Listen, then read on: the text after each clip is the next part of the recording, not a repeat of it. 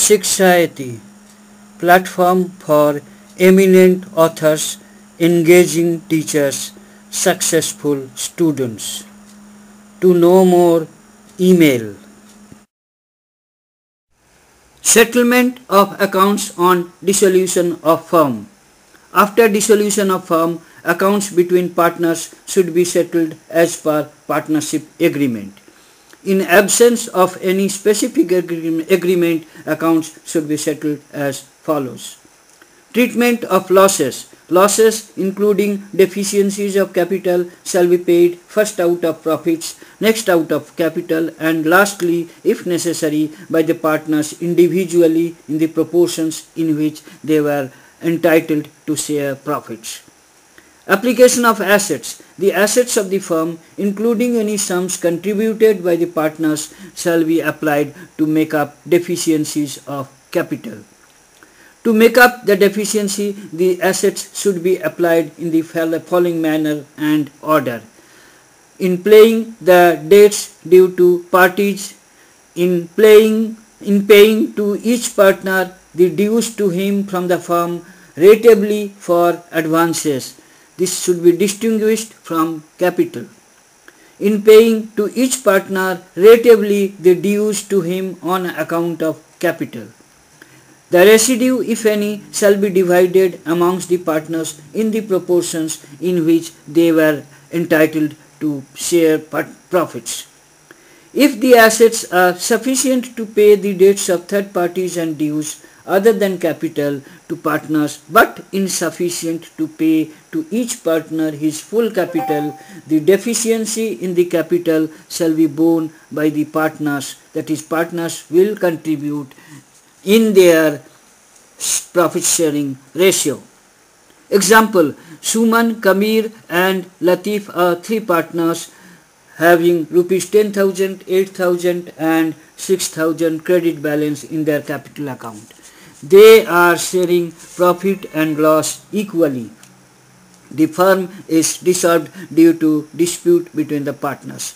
The firm's assets realized 20,000, outside liabilities being rupees 5,000 and amount advanced by Kabir being 3,000. The amount of rupees 20,000 received from assets of the firm will be used firstly for payment of outside liability of 5,000, remaining 3,000 towards amount advanced by Kabir. The surplus of rupees 12,000 would be distributed amongst the three partners equally at rupees 4,000 each. Payment of debts. Firm's property would be first applied to pay firm's debt. Surplus, if any, to pay partners' private debts.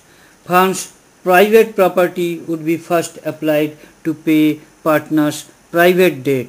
Surplus, if any, to pay firm's debts. Application of firm's property. The property of the firm shall be applied in the first instance in payment of firm's debt.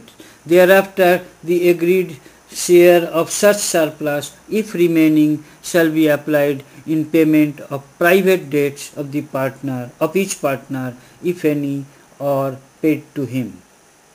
Application of partners' private property. The private property of any partner shall be applied first in payment of his private debts. Thereafter, surplus, if any, shall be applied in payment of firm's debt, if any. Sale of goodwill. On setting the accounts of a firm after dissolution, the goodwill shall be included in the assets and it may be sold either separately or along with other property of the firm. Losses from insolvency. On insolvency of a partner, the loss would be borne as per rule of Garner versus Murray.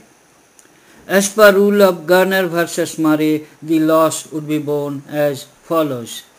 Loss in realization of assets. The loss in realization of assets shall be borne by all the partners in the profit sharing ratio. Deficiency of capital. the loss on account of deficiency of capital of the insolvent partner shall be borne by the solvent partners in the ratio of their capital. Thank you for watching the video. Kindly write your comments. Click on the red subscribe button at the bottom of the video to get more details and free ebook. Email us.